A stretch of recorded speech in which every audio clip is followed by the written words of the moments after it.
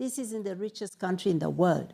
So it's a business model that continues to maximize for shareholders and to cheat the ordinary people down the supply chains and to damage the environment, damage communities.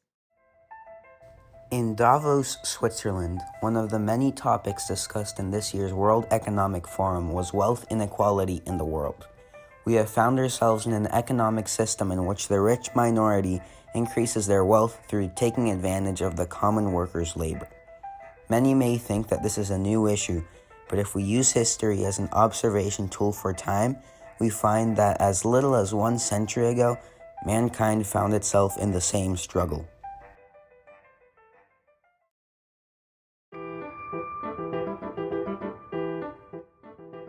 Cornelius the Commodore Vanderbilt was, in a sense, the first tycoon. He started his business ventures in the steamboat transport industry, which he monopolized by using now illegal business strategies like predatory pricing, which is lowering the price of a product by so much that customers would exclusively buy from your company. Around the year 1850, Vanderbilt noticed that the future of transport was not on water, but on land. He sold all of his steamboats and bought a heap of existing railroad companies. From there, he did whatever it took to increase his grip on the industry and ruin competitors, including, on one memorable occasion, closing down the only bridge to Manhattan. By his death in 1872, he was worth around $180 billion, which is enough money to fill an entire Olympic-sized swimming pool with $100 bills. Vanderbilt was the first tycoon, but he wasn't the last, and he definitely wasn't the worst. John D. Rockefeller may be a household name, remembered for the good he achieved with his money, but the way he obtained it is as, if not more, ruthless as Vanderbilt. In 1870, this man completed a merger that would change American economics, labor, and regulation as we know it. Rockefeller started his success through innovation. For one, he focused on refining oil rather than mining it, as many others did at the time of the Pennsylvania oil boom. A second strategy he used was to use gasoline, a leftover from the refining process, to fuel his machines. Standard Oil was quickly the most prominent oil refining company in Ohio. However, Rockefeller was no saint. To crumble his competitors, he had a 3-step process. First, since Standard Oil produced more oil products than its competitors, railroad companies would give the company up to a 70% discount on transport. This would only further Standard Oil's dominance and weaken the competitors. Second, Rockefeller would offer to buy the already weakened companies. Most would agree, but if they refused, step 3 would come in. He would use predatory pricing and lower the price of his products by as much as 86%, which would drive consumers to buy his company's products exclusively.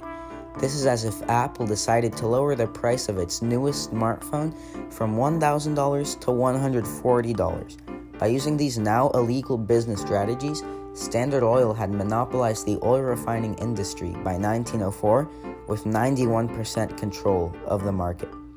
This company would eventually lead to Rockefeller amassing $300 to $400 billion, enough to buy 6,000 SpaceX rockets. A man with a similar story of innovator turned billionaire was Andrew Carnegie, captain of the American steel industry.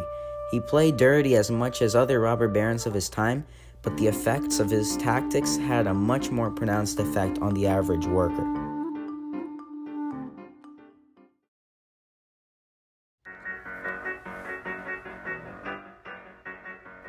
Inside every steamboat, every oil refinery, and every steel mill were workers, the ones who really produced the money for the industrial giants.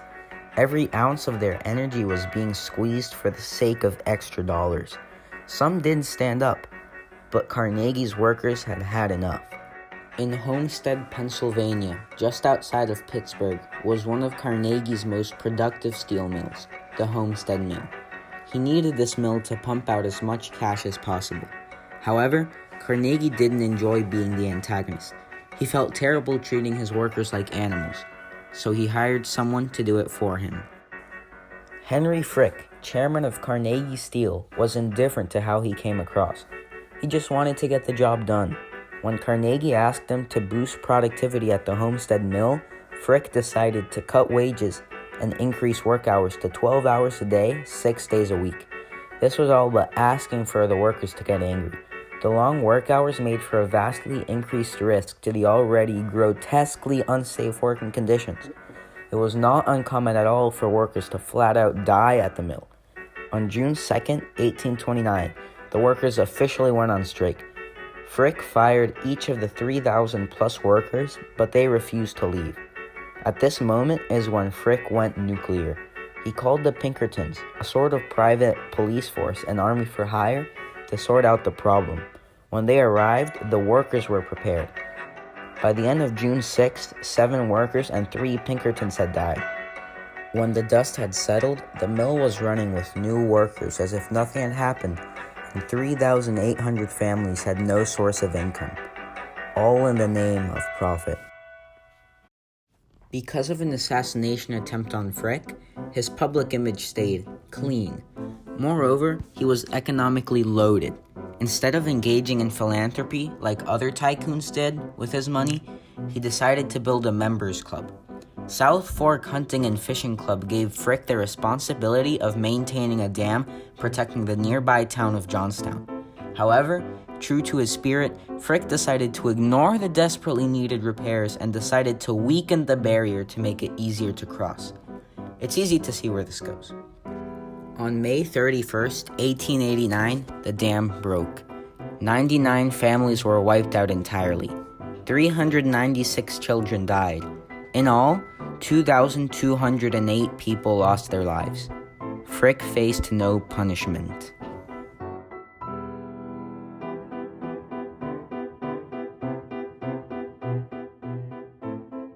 People back in the 19th century were not blind to the situation. They knew that they were being oppressed as workers. They pushed for legislation against the big monopolies. But for the politicians, there was one driving force louder than the voice of their constituents: greed.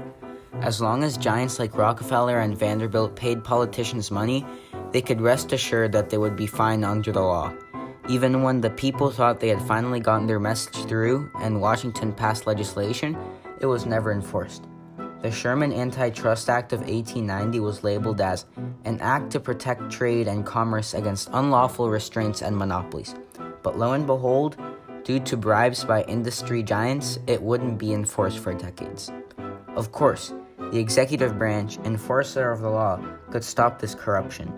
Did the workers vote for candidates who would stand up for their rights? No.